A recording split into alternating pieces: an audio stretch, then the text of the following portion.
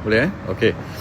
Okey, tuan-tuan, saya buat live sekarang ni sebab apa perkembangan kes pagi tadi di mahkamah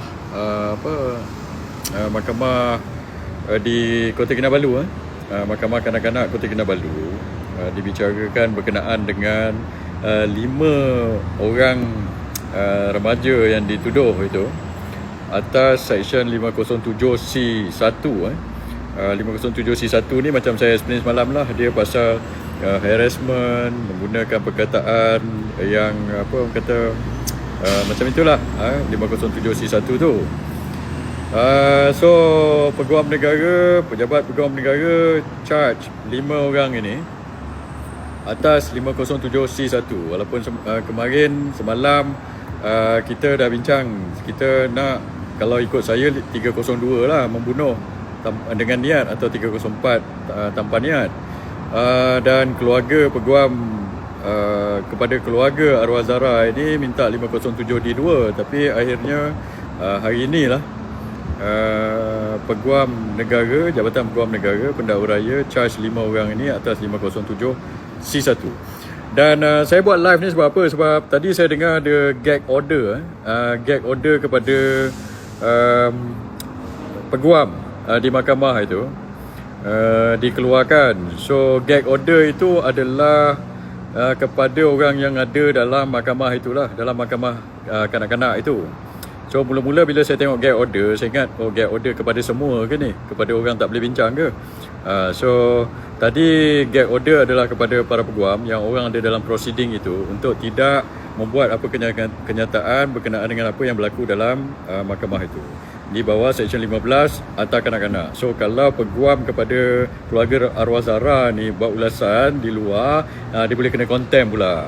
So sebab itu peguam arwah Zara tadi dia minta supaya Jabatan Peguam Negara lah buat komen tentang proceeding itu. Cuma saya tak rasa lah Jabatan Peguam Negara ni akan bagi detail lah. Itu hari kenyataan media yang ditulis pun tak detail. Even charge apa pun dia tak ada buat dalam kenyataan media itu, dan berapa orang dan sebagainya. So dia tak cakap detail. So lepas itu cuma dia keluarkan, dia kata jangan buat spekulasi. Cuma saya nak cakap macam ni kepada Jabatan Peguam Negara, macam mana awak nak halang orang buat spekulasi bila awak buat kenyataan pun sama-sama tak detail. So you cannot stop people from making speculation. Lepas tu sekarang dalam proceeding itu pun kita tak boleh nak tahu kalau apa yang berlaku dalam itu. Of course lah, dalam akta kanak-kanak kamu cakap tak boleh dedahkan identiti. Okey, no, apa tu orang kata pasal mereka ni minor di bawah 18 tahun. Tapi saya minta supaya Jabat Peguam Negara bagi tahu apa yang berlaku dalam proceeding itu. Charge-nya apa, dan itu hari dah bagi kenyataan 507C1 kan. Dan bagi detail sikit lah berkenaan dengan hal itu. Dan saya buat live ni sebab apa? Tadi dah ada gag order kepada orang-orang dalam mahkamah tu.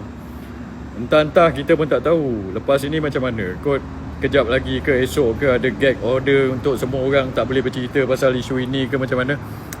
So tengoklah macam mana kalau ada gag order itu. So sebelum ada gag order macam itu pula, so kita bincang lah selagi tak keluar gag order. Kalau saya minta tak perlulah ada gag order kepada rakyat biasa pula tapi ini bergantung kepada mereka lah. Kita tak boleh nak halang kalau mahkamah isu gag order tu. Kita tunggu je lah bersama mahkamah. Harap-harap mahkamah tak keluarkan gag order kepada orang ramai lah.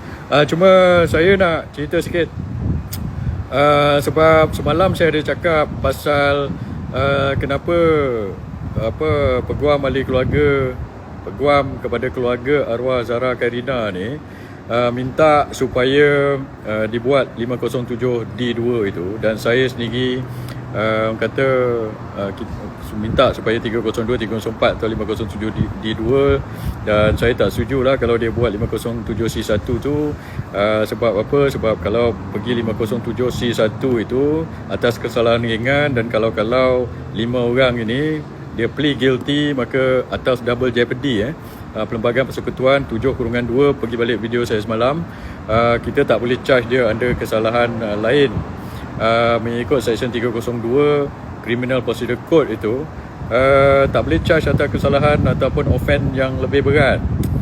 kalau di atas fakta yang sama dan insiden yang sama. Maksudnya apa, kalau kita dah charge itu, dia mengaku salah, kes tu dah ada keputusan, maka charge yang tambahan, kata ada keputusan inquest itu, kalau ada elemen homicide ke sebagainya ke macam mana, kita tak boleh tambah charge tambahan kalau dia mengaku salah dan keputusan telah dibuat. Okey. Itu yang kita telah bincang semalam, dan sebab itu juga kita bersoal dan ramai netizen bersoal, seolah-olah analogi dia macam ni lah. Katakan ada orang itu ditangkap kerana membawa kereta, katalah budak 16 tahun ditangkap membawa kereta tanpa lesen dan mabuk. Lepas tu dia langgar orang, lepas itu orang itu mati. Tapi dia tidak di-charge di bawah Section 302 atau 304 lah. Biasa kalau langgar mabuk mati ni 304, membunuh tanpa niat. Tapi katakanlah tiba-tiba Peguam Negara charge atau pendakwa raya charge dia atas kesalahan memandu tanpa lesen aja, ataupun meminum arak sambil memandu aja. Itu kesalahan yang lebih ringan daripada 304 membunuh. Ini yang analoginya begitu, kita nampak begitu. Dan bila dia charge itu, katakan orang tu mengaku salah, kita tak boleh charge dia later on with 304. Now so because kita tak ada kita tak nampak detail keterangan daripada pejabat Peguam Negara ini, maka dia tak boleh salahkan rakyat daripada buat spekulasi lah. Kamu kena bagi tahulah untuk feel